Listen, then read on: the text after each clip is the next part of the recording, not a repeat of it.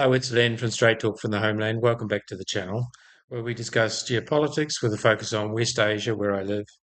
I hear people ask, does a Mediterranean country starting with the letter I have a right to exist? And it isn't Italy. If I say the name, my post gets shadow banned because the media is controlled by you know who. So I'll use Germany instead. I don't intend to upset Germans because it's only an example. I could use any country to illustrate my point. Mind you, Germany has unfortunately been on the wrong side of history since 1904, since they committed the first modern era genocide and have either supported or committed no less than six genocides. So it's a good example. The simple answer to the question is no, Germany does not have the right to exist. No nation does.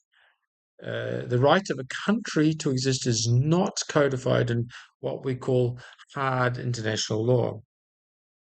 This is normally an international convention or a treaty that's been ratified by a specified number of state governments or parliaments. Article 2 of the UN Charter does contain expectations of UN member states to settle disputes peacefully and to refrain from threats or force against others. But the Charter is customary law.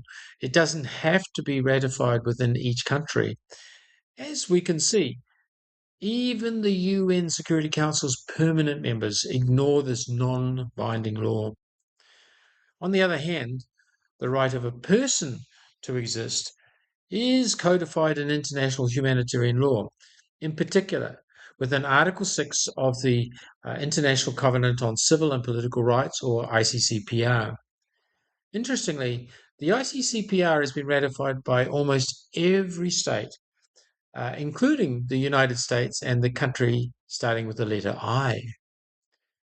Another example of the difference between hard and customary international law is Article 2, Part 4 of the UN Charter. This is where territorial integrity is mentioned. However, as it is only customary law, it does not supersede the right of people's self determination in the hard law of the ICCPR Article 1, Part 1. Now, clearly, many states ignore this, as we can see after the illegal genocidal ethnic cleansing of the indigenous Christian Armenians of Artsakh, or former Nagorno-Karabakh, by Muslim Azerbaijanis. They were a protected group uh, under an International Court of Justice, or ICJ, ruling, yet the world was silent.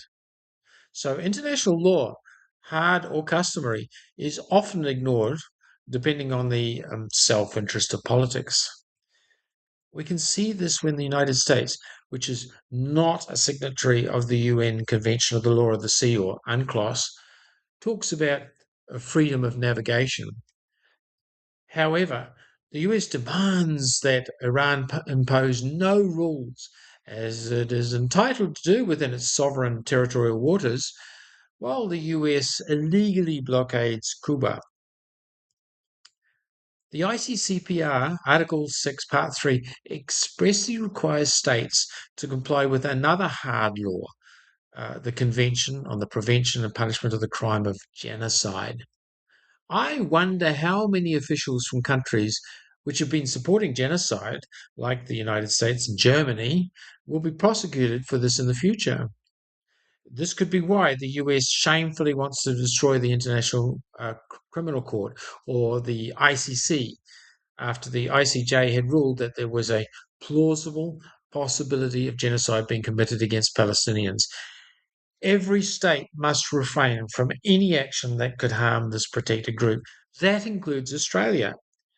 But my Zionist uh, countries, politicians, think that the so called ally couldn't possibly commit any wrongdoing.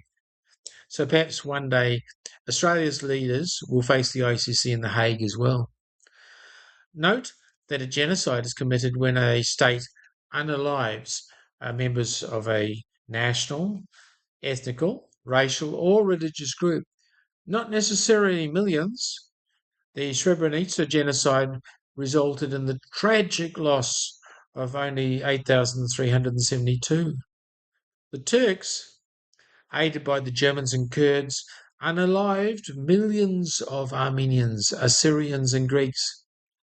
And this was recognized by the Jewish author of the convention, Raphael Lemkin, but not the country starting with the letter I. But physically or mentally harming people, imposing conditions that make life difficult, such as the Turkish death marches, preventing births and displacing children like Russia did, also constitute genocide. How many of these egregious acts did the country starting with the letter I commit? So, does the country beginning with I have a right to exist?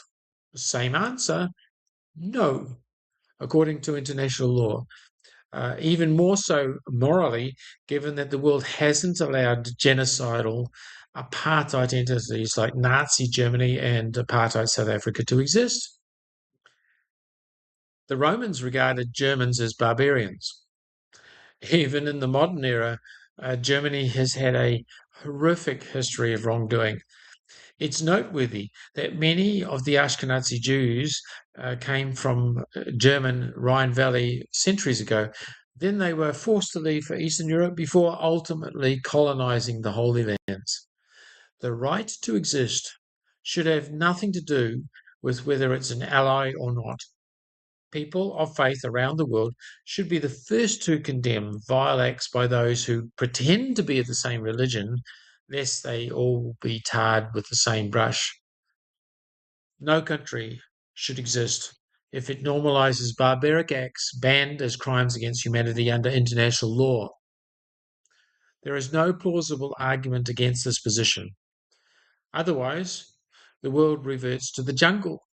Germany, are you listening?